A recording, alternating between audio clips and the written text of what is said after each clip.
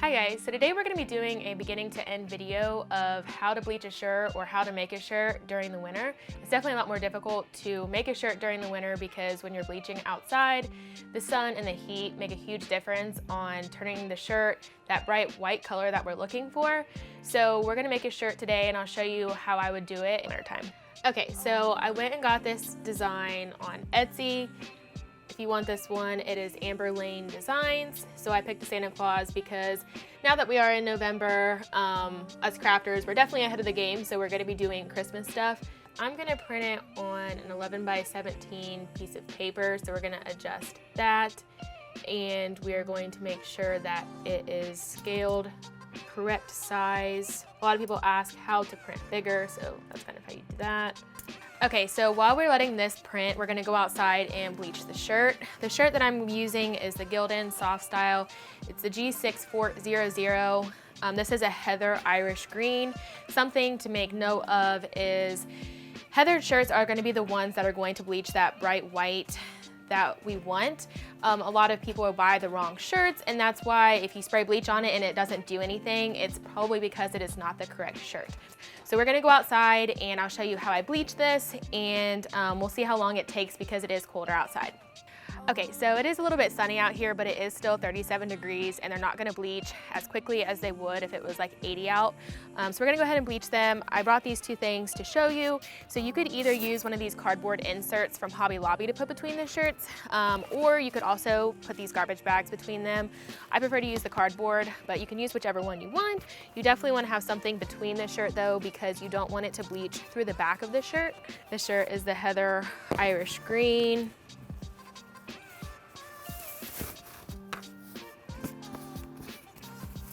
And then I also brought another one out here. This one is the heather gray. And this is the one that people struggle with the most because it doesn't turn as easily, especially when it's cold outside.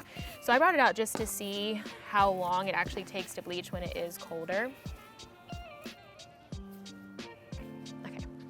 And then this is the bleach bottles that I use. These are the amber glass bottles. I just get them on Amazon, and I'm using regular Clorox bleach. I don't mix water, I don't dilute it, anything like that.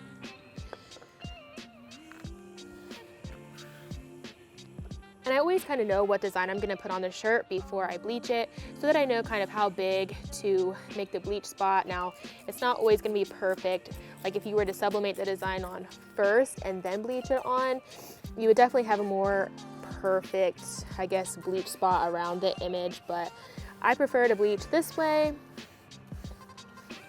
And I know that I made the Santa really big, and this is on a small shirt. So the bleach spot is definitely gonna look really big, but that's okay. That's the way that I like to do it. And then I just do a little bit of splatter around the shirt. And then we're gonna come over and do the same thing on this gray one. And like I said, we're just gonna experiment with this one and see how long it takes to turn. It definitely helps that the sun's out a little bit, but it is still really cold.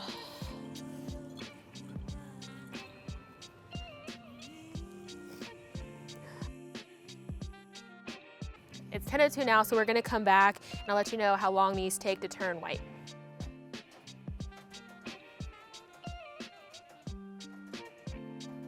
All right, so it's 10:43 now, so as you can see that it did take a little bit over a half hour to turn, but it did turn the white color that we are looking for.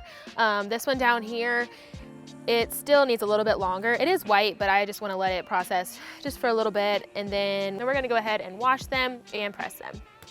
All right, so we have washed and dried the shirt, and then now it is time to press it. Make sure after bleaching that you are washing and drying the shirt, because if you bleached it and then just brought it in to press on it, you would be putting not so good chemicals in the air. So make sure that you are washing and drying it before you do that. All right, so now I'm just going to kind of pre-press the shirt to get the wrinkles out and the moisture out of there so that we can press our design on there.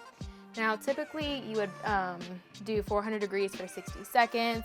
I've played around with my heat press a little bit and I find that 375 is the best, and I am doing 60 seconds. So, like I showed you earlier, this is the design that we're going to be using. This is on 11 by 17 paper. And we're gonna get our design on there where we want it to go. And then I'm gonna pull a piece of butcher paper. Use a new one every single time. And we're going to press it. And a question that I get asked a lot is if I put anything between the shirt. And if it's a darker shirt, I typically don't because I don't notice any bleed through. But if I were to use a white shirt, anything 100% polyester, pink, orange, a lot of those, for some reason they do bleed through. But on these darker ones, I don't notice it as much, so I don't put anything between.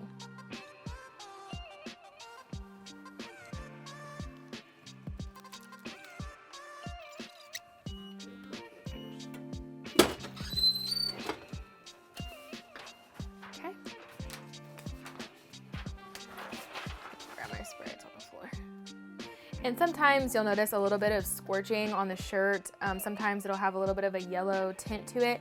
So I just use peroxide. This is just straight peroxide. It's not mixed with water or anything like that. And I just mist the shirt and it brightens it right back up.